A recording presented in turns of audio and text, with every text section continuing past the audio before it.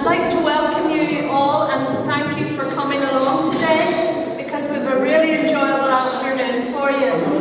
Now, this ranges from great music from the wartime era, from the Kilmood group behind me, and that should be great fun too. And this should whet your appetite for a very, very tasty cream tea. And that's followed by some details of what happened during the war years, not just in Great Britain and Northern Ireland, but further afield in places such as Poland, Russia and Lithuania. After that, Kilmood will then entertain you again, while there will be workshops of arts and crafts from all over Europe and Asia. You can have a look at these crafts and join in, or just have a look at them, whatever you fancy. So it's time to start and enjoy yourselves, starting with Kilmood. Thank you very much.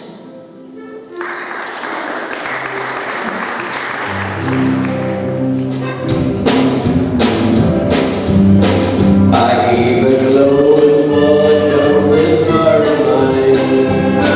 I keep my eyes wide open all the time. I keep leaving out for the time, because you're mine. I'll walk the line.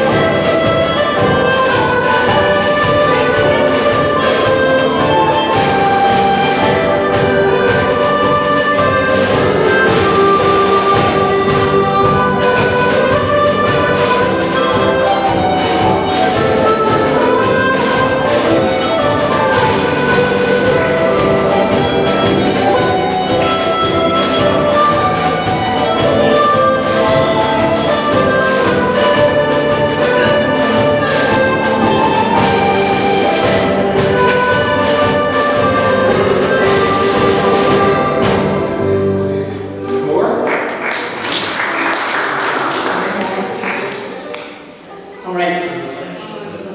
I'm sure you know this one because this was no, it wasn't after the war. It was 1934. So there you are. That's a wee while ago.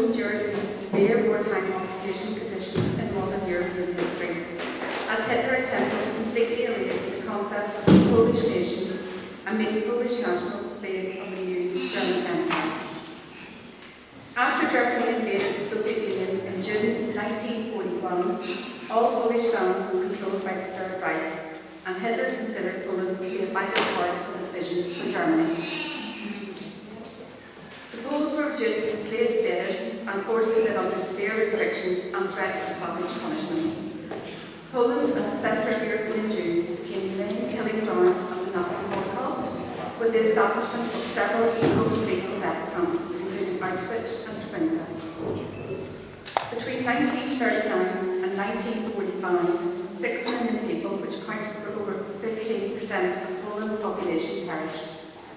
This included nearly all of Poland's 3 million Jews. About 1 million Poles were removed from German-occupied areas and replaced with German settlers. In addition, 2.5 million Poles went to forced labour camps in Germany. When we compare this to the fact that there are roughly just under 2 million people currently living in Northern Ireland, it gives us an idea of the scale of what happened. However, many of the Polish nationals fought against the occupation through the underground resistance groups, including the Home Army. The Home Army became one of the largest and most effective underground movements of World War II. It used a campaign of sabotage and intelligence gathering in its defence against invaders, and by 1944, 400,000 members. Other Polish resistance groups, including underground Jewish networks, act tirelessly in their fight against the occupiers. The Red Army expelled the last German troops from Poland in March 1945, several weeks before the final Allied victory in Europe. But a dreadful legacy was left to this proud land. Lithuania. On the 23rd of August 1939, just prior to its attack on Poland, Germany signed a secret agreement with the Soviet Union.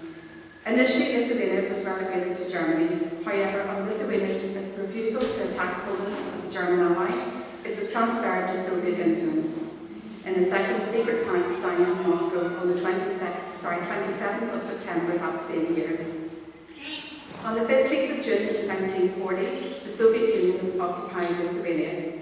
Soon afterwards, Latvia and Estonia were also occupied. On the 14th of June 1941, the Soviets carried out the first mass deportation of the Lithuanian people to Russia and Siberia, with approximately 35,000 deported within several days. On the 22nd of June 1941, Germany attacked the Soviet Union, and several days later, the whole of Lithuania was occupied by Germany. Germany would not allow the existence of a Lithuanian government, and a mass destruction of Jews was launched, claiming 200,000 lives, and thousands of nationals were taken to Germany. Then, in the summer of 1944, the Red Army crossed the Lithuanian border, and eventually the entire country fell under Soviet control. Agreements between the Soviet Union, the United States of America, and Great Britain led to Lithuania being treated as part of the Soviet Union. Upon their return, the Soviets undertook even stricter repressive measures than those before. In the course of 10 years, approximately 130,000 of the population were deported to Siberia and other distant areas of the Soviet Union.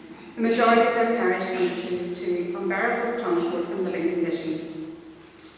A partisan war followed, lasting 9 years and claimed tens of thousands of lives. It has been calculated that Lithuania lost approximately 30% of its population during the period of 1940 to 1953. Russia. Hitler faced a number of geographical, military and political problems in his attempt to invade Great Britain, and so turned his focus to the Soviet Union. Both Hitler and his military planners knew that Germany's best chance of victory was for war in Europe to be finished as quickly as possible, before Great Britain, the United States of America and Russia were ready. Control of the Soviet Union would be key to this. As German armies swept further into the Russian heartland, 1 million Soviet troops were drafted to protect Kiev. But despite Stalin's ruthless orders forbidding any city to surrender, Kiev fell and 600,000 Soviet soldiers were captured. By October 1941, 3 million Soviet soldiers were prisoners of war. New evidence can now reveal that Stalin had seriously considered peace and had even organised a getaway train to take him to safety. His decision to stay and fight was a crucial turning point in the war. The ferocity of the fighting in Stalingrad shocked the Germans. Suddenly they were faced with hand-to-hand combat, often only allowed swaying their enemy. Hitler suffered his greatest military setback in the war in the summer of 1944. More destructive by far than the D-Day landings, Stalin's troops in Belarus eliminated 3 times more German army divisions than the Allies did in Normandy. Hitler retaliated by demanding specific divisions of the German army stand fast to the last man, the very tactic that Stalin had employed so disastrously in the early days of the war. Defeat for Germany was only months away. Final victory came for Russia when the Soviet soldiers hoisted the red flag over the Berlin Reichstag in April 1945.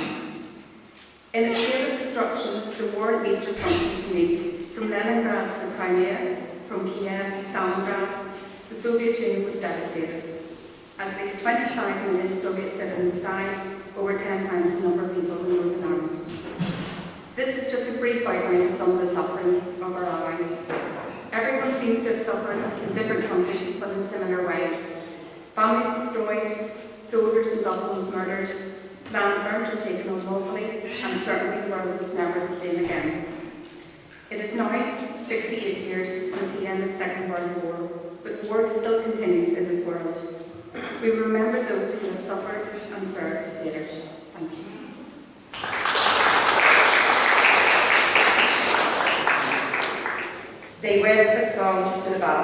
they were young, straight of limb, true of eye, steady and aglow. They were staunch to the end against odds uncounted. They fell with their faces to the foe. They shall not grow old as we that are left grow old. Age shall not weary them, nor the years condemn. At the going down of the sun and in the morning we will remember them.